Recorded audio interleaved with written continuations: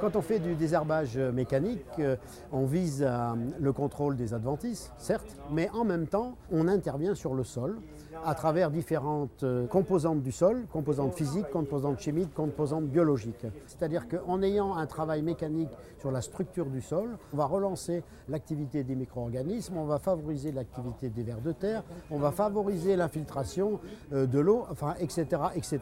Donc autrement dit, on a d'autres aspects agronomiques tout à fait intéressants liés à cette intervention mécanique. Les conditions idéales pour intervenir en désherbage mécanique dépendent de la situation de la parcelle. La décision doit se prendre à la parcelle. Il faut éviter les conditions trop humides d'une part, les conditions trop sèches d'autre part. Donc les conditions de réussite d'un désherbage mécanique, c'est forcément la météo. On est très lié à la météo. C'est une contrainte bien sûr, mais si on est très attentif à nos parcelles, qu'on les surveille bien, on a toujours une petite fenêtre météo pour intervenir. Le stade optimum pour passer avec les hercétrilles, c'est quand les adventices sont au stade plantule, contrairement à la bineuse qui, elle, est efficace bien après le stade plantule. Avec le désherbage mécanique, il faut intervenir dans des conditions plutôt séchantes pour être sûr que les plantules d'adventices que l'on a déterrées du sol puissent sécher au niveau de la surface du sol. Donc il faut du vent et du soleil de préférence.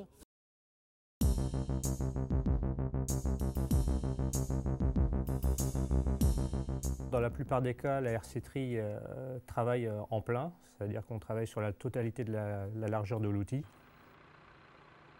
Sa période d'intervention, c'est surtout en début de culture, c'est-à-dire que lorsque les adventices sont vraiment au stade filamentaire, c'est-à-dire fil blanc, donc l'intervention doit se faire au stade vraiment jeune des adventices. Elle s'utilise aussi pour la régénération des prairies. Dans ce cas-là, les dents de diamètre 7 mm utilisées habituellement pour la céréale sont remplacées par des dents plus rigides en diamètre 8. On y rajoute souvent des lames de nivelage qui permettent à la fois d'ébouser, d'étopiner et de reboucher les pas d'animaux.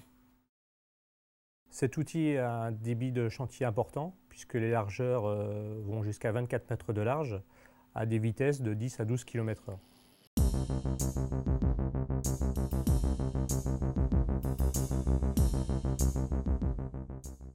La houe rotative est un outil de désherbage non sélectif. On travaille en généralement sur toute la largeur de l'outil. La houe rotative s'utilise généralement en début de culture, lorsque les adventices sont vraiment au stade filamentaire, c'est-à-dire à partir du stade de 3 feuilles. Cet outil est surtout bénéfique lorsqu'on a des croûtes de battance importantes, puisque c'est d'abord un outil d'écroutage.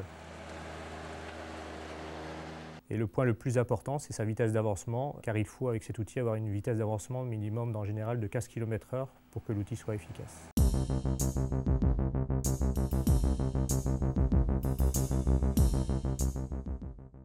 Contrairement à la hercétrie et la houe rotative, la bineuse s'utilise pour biner mécaniquement l'interrang, c'est-à-dire qu'elle ne travaille pas en plein. La bineuse s'utilise sur une plage assez large, c'est-à-dire qu'on peut l'utiliser dès la levée de la culture, puisque cet outil peut être équipé de protège-plans qui évite la projection de terre ou de cailloux sur la ligne de semis. Dans le temps, on peut l'utiliser jusqu'à, on va dire, au passage tracteur, lorsque la culture est suffisamment développée et ne permet plus le passage du tracteur. La bineuse a une action mécanique plus importante que la houe rotative et la hercétrie. C'est un outil équipé de dents et de socs qui permet donc à la fois de venir scalper et couper les racines des adventices et aussi d'avoir un effet d'aération du sol qui est bénéfique au niveau hydrométrique.